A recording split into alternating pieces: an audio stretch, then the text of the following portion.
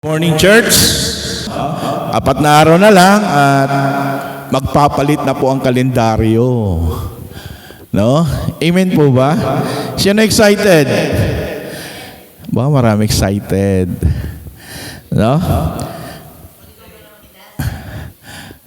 So pagpapalit ng kalendaryo, marami sa atin ang may bit-bit na mga bagahe pa mula 2025. No?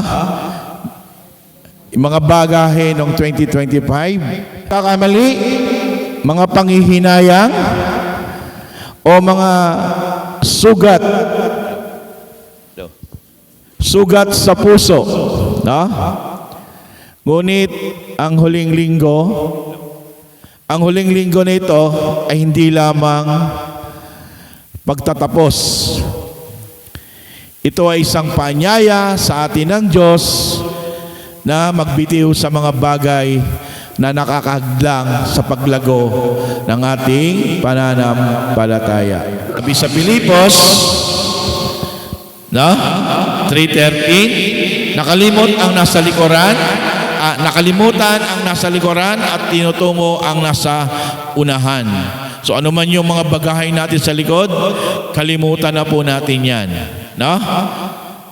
Ngayong oras na ito, pag-usapan natin kung paano natin tatapusin ang 2025. Tatapusin ang taong ito ng may malinis na puso at matatag na pananampalataya para sa taong 2026. Okay, kaya ang talata po natin ngayon ay Filipos chapter 3 verse 13 to 14. Sabi rito, mga kapatid, hindi ko ipinapalagay na nakamit ko na ito, ngunit isang bagay ang ginawa ko. Nilimot ang nasa likuran at tinungo ang nasa harapan. Nagpapatuloy ako tungo sa hangganan upang makamit ang gantimpala ng pagkatawag sa akin ng Diyos mula sa langit sa pamamagitan ni Hesukristo. Tayo pong lahat ay manalangin. Father God in heaven, marami pong salamat sa umagang ito. Salamat Father God at dinako niyo po kami rito upang sa huling sandali ng aming pagsamba sa taong ito, Lord God, ay tinipon niyo po kami rito upang kayo po ay aming luwalatin, dakilain, at pasalamatan, Father God, sa mga nangyari sa amin sa taong ito. Lord, anuman po ang nais niyong ipaabot sa amin, Lord God, gamitin niyo po ang inyong lingkod, itago niyo po siyang sa inyong likuran, at ang kaningningan at ang kadakilaan po ninyo ang siyang makita at hindi ang aking sarili. Lord God, ang inyong mga salita ang siyang tumimo sa aming mga puso at isipan upang hindi lamang po ito sa pakikinig kundi sa pamamagitan din po may sabuhay po namin ito, Lord God. Lord, marami rin pang salamat sa oras na ito. Ito po ang aming samadalangin sa pangalan ni Jesus. Amen. Okay. Mga kapatid, may napansin ba kayo? Napansin nyo ba? Tuwing sasapit ang January 1 o yung December 31, no, ng gabi, ng alas 12, parang may magic, no? Parang may magic sa hangin. No? Pakiramdaman natin, binigyan tayo ng isang malinis na papel. Halimbawa, binigyan tayo ng isang malinis na papel. Isang blanco, coupon bond, bawat isa sa inyo. Ang mga pagkakamali ng nakaraang taon, ang mga kabiguan at mga luhuang pumatak ng ay tila pagkakataon mapalitan ng bagong pag-asa. No? So, kung ililista po natin lahat ng pagpapalang binigay sa atin ng Diyos at lahat ng ating mga pagkukulang sa Diyos, ay mukhang kukulangin po ang isang bond paper. Ngunit ang tanong, ang atin bang New Year ay magiging pagpapalit lamang ng kalendaryo? No? Sino nang may mga kalendaryo rito? No, iba nanghihingi na sa tindahan. No? O magiging tunay na pagbabago ng ating puso.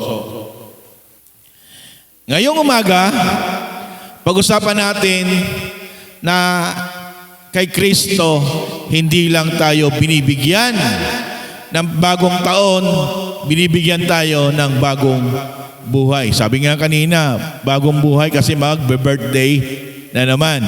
No? Dagdag edad. So, hindi masaya ba ang madagdagan ng edad? Ha? Masaya? Ako po nalulungkot. Bakit po? Kasi habang tumatanda tayo, ang buhay po natin, pabulusok na. Hindi na ho pataas. Kaya yung mga senior, ang buhay niyan, pabulusok na. Tingnan nyo ha? Sa umaga, 4 ang paa. Merong ano ganito? Bugtong. Sa umaga, 4 ang paa. Sa tanghali, 2 ang paa. Pagdating ng gabi, 3 ang paa. No?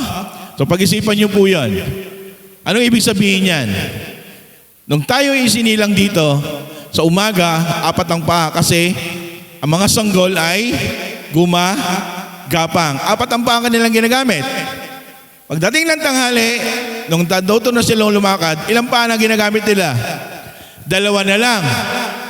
Yung pagdating ng gabi, yung dapit hapon, ilan na yung naging paa? 3 kasi gumagamit na ng tungkod. Kasi ang buhay natin, pabulusok na no? Ang katawan lupa, pabulusok, pero ang spirito natin, o yung kaluluwa natin, ay diretso sa langit. No? By the way, ibang topic po yan. Okay, so pag-usapan po natin. Una, dito sa verse na ito. Una, paglingon ng may pasasalamat. Looking back with gratitude. Sa huling linggo, itong linggo na to, 4 na araw na lang, noong 2025, napakahalagang balikan natin ang mga ginawa ng Panginoon sa buhay natin. No? Ano ba yung mga dapat nating balikan? Una, sariwain ang katapatan ng Diyos. Sariwain ang katapatan ng Diyos. No? So habang nililingon natin ng may pasasalamat, sariwain natin ang katapatan ng Diyos. No? Paano natin sasiriwain? Sa loob ng 12 buwan, simula January hanggang ngayon, pinabayaan ba talaga tayo ng Diyos? Hindi po tayo pinabayaan ng Diyos. May mga pagsubok man tayo, may mga problema man tayong nararanasan, may mga struggle, ngunit narito pa rin po tayo, nakatayo. No? So dapat nagbabalik tanaw tayo. Kaya nga nung Christmas party meron tayong Thanksgiving. No? Nagpasalamat po ba talaga tayo sa Diyos? O nagpasalamat tayo sa natanggap nating regalo? No? So ngayon, bago magtapos ang taon, sariwain ang katapatan ng Diyos. Pangalawa, bitawan ang mga pagkakamali. So, may positive, may negative side. No? Sinasabi sa talata, balikan natin yung talata kanina. No? Sinasabi sa talata, nilimot ang nasa likuran. No? Nilimot ang nasa likuran, huwag nating dalhin ang bigat ng kasalanan o kabiguan ng nakaraang taon. No? Para sa susunod na taon, humingi ng tawad at tanggapin ang mga biyaya ng Diyos. Amen po ba? No? Nilimot ang nasa likuran. Kung ano man yung dala-dala natin, wag na nating dalhin sa 2026. Ibigay natin sa Lord yan. No? Kaya nga ako po, yun nga, na-message ko na po ito. Lahat po ng aking mga sa barangay, sa mga kapitbahay, sa mga nasaktan ko po, hiningi ko po ito ng tawad. Bakit? No? Sabi kasi doon sa pangalawa Bitawan ang mga pagkakamali. Hindi po tayo perpekto.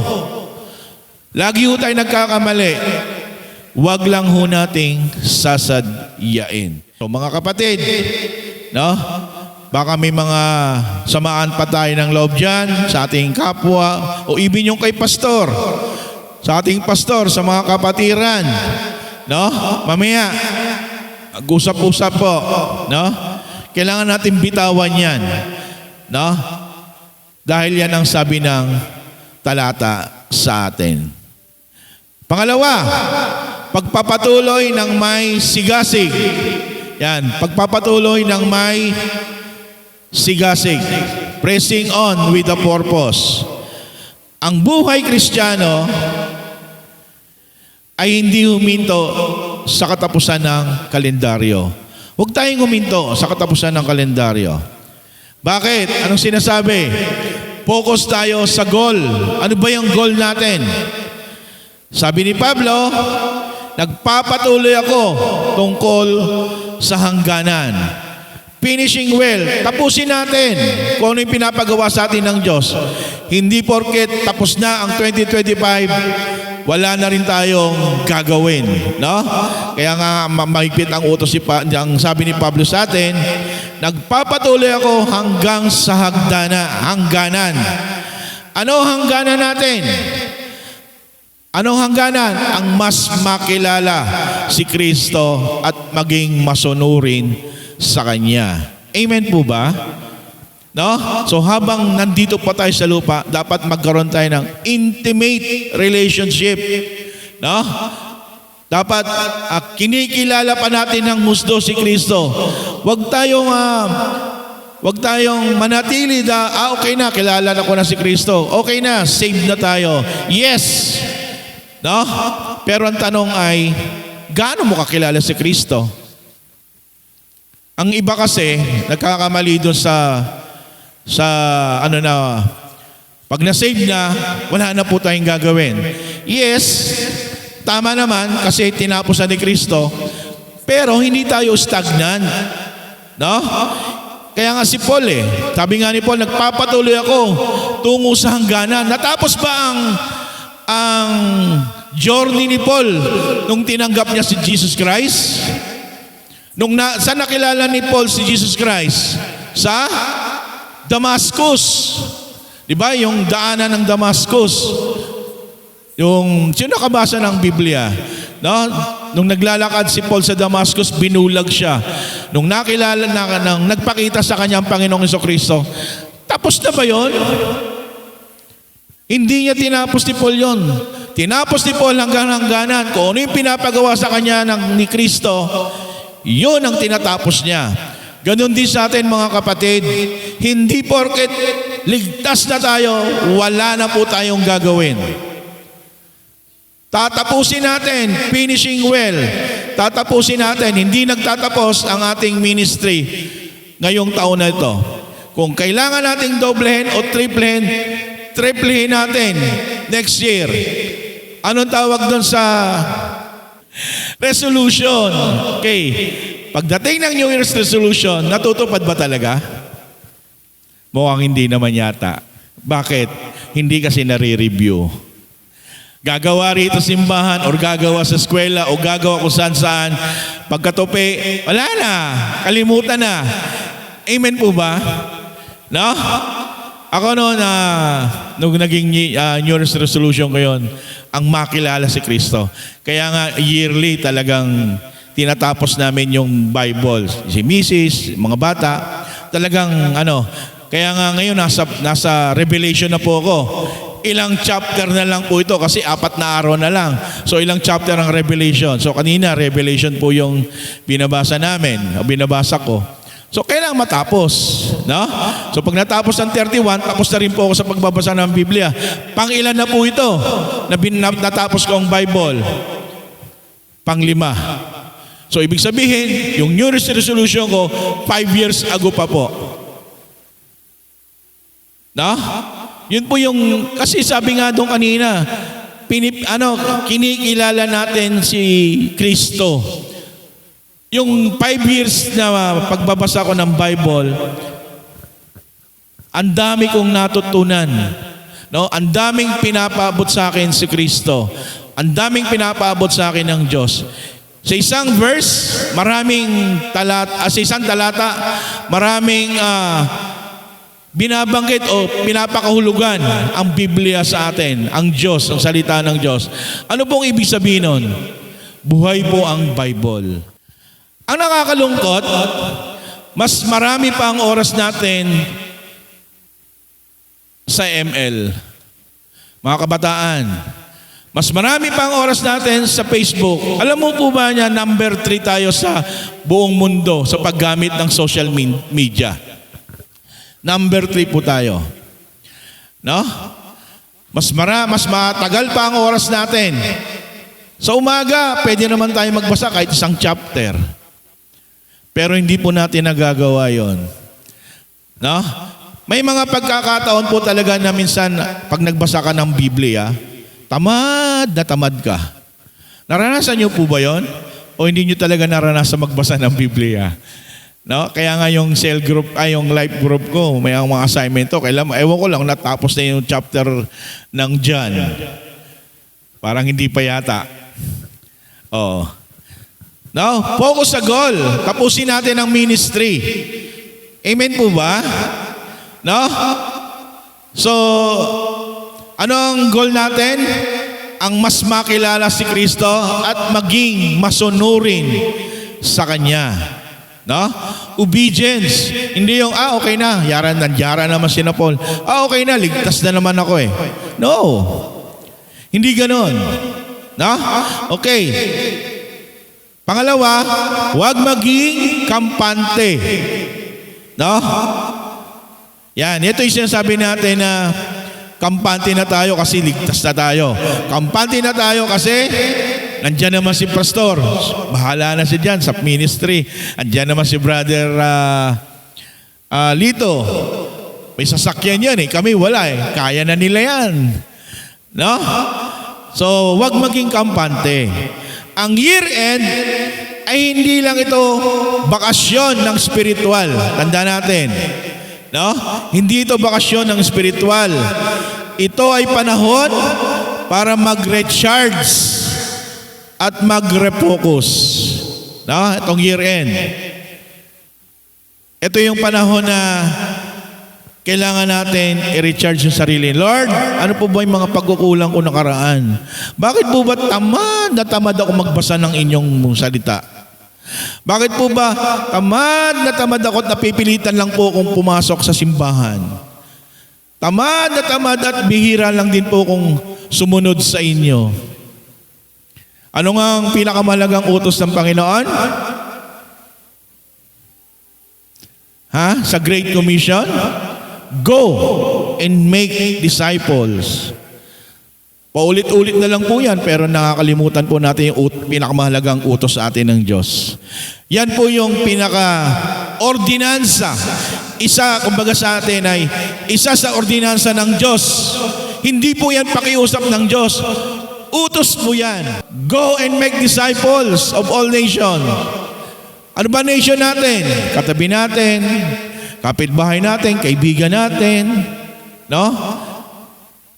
Okay po tayo, o boyfriend natin, o classmate natin.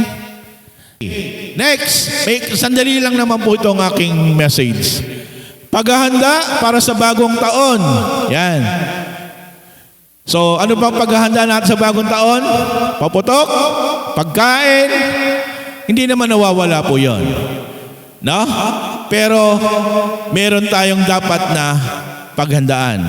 Paano natin paghahandaan ang 2026? Una, isumite ang mga plano sa Diyos. No? May list, ano tawag doon? May wish list na po ba kayo? Plano mo sa Diyos para sa next year? O wala pa rin? O naging kampante lang ulit tayo? May plano na ba tayo? Ang tawag nga sa atin dyan, New Year's Resolution. Isumiti natin ang mga plano sa Diyos. Kung wala pa kayong plano, meron pa po tayong 3 araw na plano 3 araw para gumawa ng plano for the next year. Anong mga dapat na plano natin? Dapat may plano tayo, yung Bible plan natin, unang-una yan. Ano ba ang plano ko sa pagbabasa ng Biblia? Araw-araw po ba? Isumite ang mga plano. Sabi nga sa Kawikaan 16.3, no? Kawikaan 16.3. Ipagkatiwala mo sa Panginoon ang mga gagawin mo at magtatagumpay ka sa iyong mga plano. Pinagkakatiwala ba natin sa Diyos yung ating mga plano? Yung mga walang trabaho, kung gusto magkatrabaho, planuhin, ibigay sa Diyos. Lord, sana magkaroon na po ako ng trabaho next year. Sana makagraduate na po ako. No? Yung mga plano natin, ibigay natin sa Diyos. Pero, may kaakibat po yan. Hindi pwedeng nagplano ka na hindi ka susunod sa Diyos. Amen po ba? Kami po ng pamilya ko, experience na po namin yan. Ang ginawa namin, no, sunod lang muna kami sa Diyos. Puro kami struggle, financial, talagang ano kami. Sunod lang. No? Sunod lang. Kung ano pinagagawa ng Diyos, sunod. Hindi kami yung inuuna na. Kasi sabi nga sa Bible, seek ye first the kingdom of God, and all these things shall be added unto you. So yun po yung naging life verse namin. Ako naging life verse ko yun. Kaya ang ginawa ko, hinahanap po talaga ang Diyos. Pinansyal? Hindi. Naghihikaos kami, naghihirap kami dati. Pero sabi nga ng Lord pag nahanap mo siya, lahat ay ibubuhos niya sa iyo. Kaya ngayon yung mga pagpapala, natatanggap na po namin. No? Bakit? Seek ye first No? So yan yung isa sa mga plano natin. Dapat isumite ang mga plano sa Diyos. Next, bagong panata or new commitment. Yung commitment natin, nag-message na tayo ng commitment, pero ang nangyari, parang wala tayong commitment. No? Mahirap po ba mag-commit sa Diyos? Mahirap. Ano po nakakasagabal sa pag-commit natin sa Diyos? Trabaho, oras, pamilya. Lalo na, pag ang pamilya, hindi lahat ay Christian. Sagabal yan. Tama? Trabaho. Sasabihin, uunahin mo pa ba yan? Wala na tayong kakainin mamaya. Sagabal po yan. Oras. Wala akong oras dyan. Mas mahalaga sa akin ang oras nito kaysa dyan. Amen po ba? No? Wala tayong commitment. No?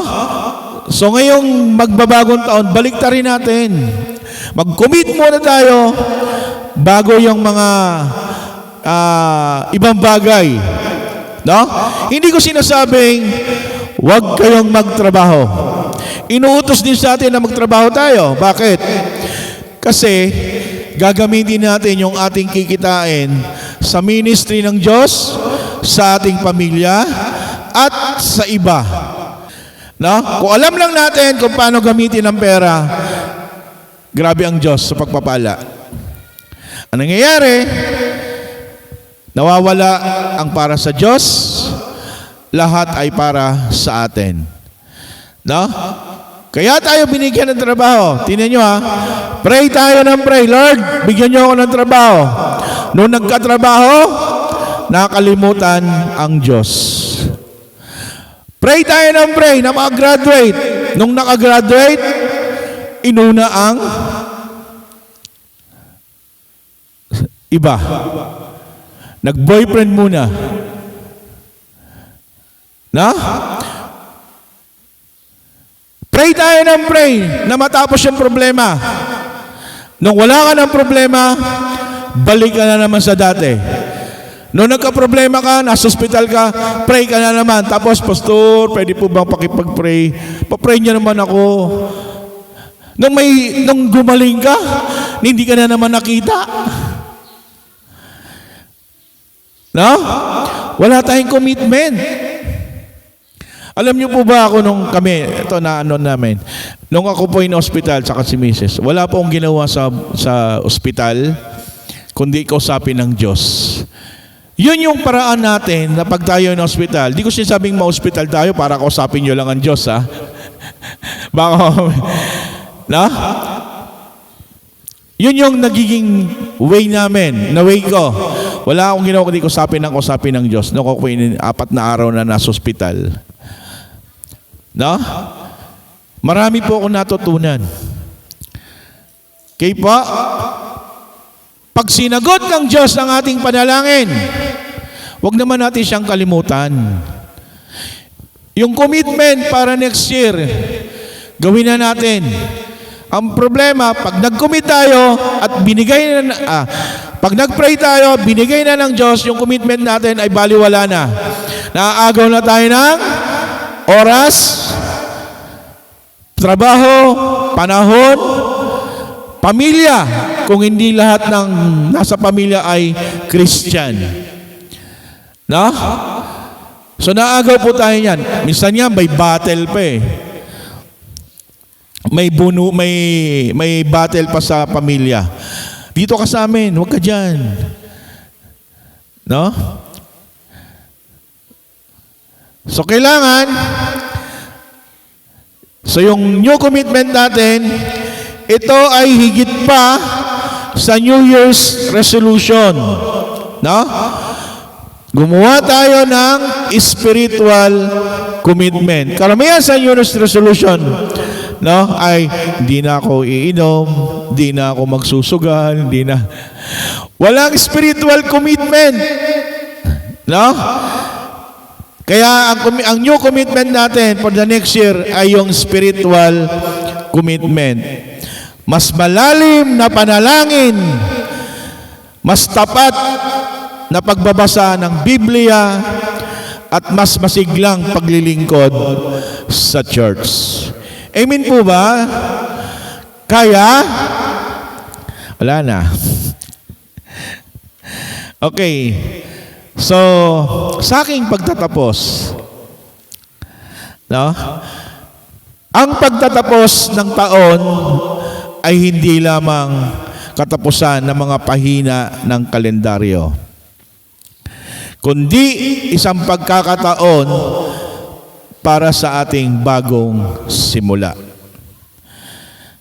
Gaya ng ginagawa ng Kabulutan Evangelical Church sa pagbabahagi ng biyaya sa mga bata noong 23. No? Saya-saya. Naway magpatuloy tayong maging daluyan ng pagpapala sa susunod na taon. Amen po ba? Kailangan anuman ang ating mga pagkakamali ngayong taon na to, isurrender natin yan sa Diyos at harapin ang bagong taon. Sabi nga ni Paul, no? Finishing well. Nagpapatuloy ako tungo sa hangganan. Kapatid, kung hindi mo pa nakikita yung hangganan mo, ang kailangan lang natin ay magpatuloy. Amen po ba? No? Kaya yung commitment po natin, ibigay po natin yan sa Diyos. No? So ngayong 4 na araw na lang, itaas natin ang ating kamay sa pagsamba. Hindi tayo nagpapasalamat dahil tapos na ang taon, kundi dahil ang Diyos na kasama natin noong January ay siya ring Diyos na mag-aakay sa atin pagpasok ng 2026. Amen? So tayo pong lahat ay manalangin. Panginoon, salamat sa 2025. Tinanggap namin ang iyong kapatawaran sa aming mga pagkakamali at ang iyong kalakasan sa aming kahinaan. Ngayong December 28, Father God, ngayong linggo, itinalaga namin ang aming sarili, ang aming pananampalataya, ang mga sarili, ang aming commitment, ang aming pamilya, ang aming mga kapitbahay, ang aming trabaho, ang aming oras, at ang aming pastor kasama ng kanyang pamilya. Buksan mo, Father God, ang aming mga mata sa bagong bagay na gagawin mo sa amin sa susunod na taon, sa year 2026. Lord, alam namin may mga plano po kayo sa amin. Father God, narito po kami, nagpapakumbaba. Tinatanggap po namin ang mga plano po ninyo sa aming buhay. Kung may nakita man po kayong kabahiran sa aming mga puso, Lord God, sinosurrender na po ito namin sa inyo at iniiwan ngayong 2025 upang harapin ang bagong buhay sa taong 2026. Lord, maraming salamat sa oras na ito. Salamat sa mga mensaheng pinabot mo sa amin. Salamat sa inyong mga salita. At naway matandaan po namin at may sa pamuhay po namin ang mga salitang ito. Ito po ang aming samot dalangin sa pangalan ni Jesus. Amen.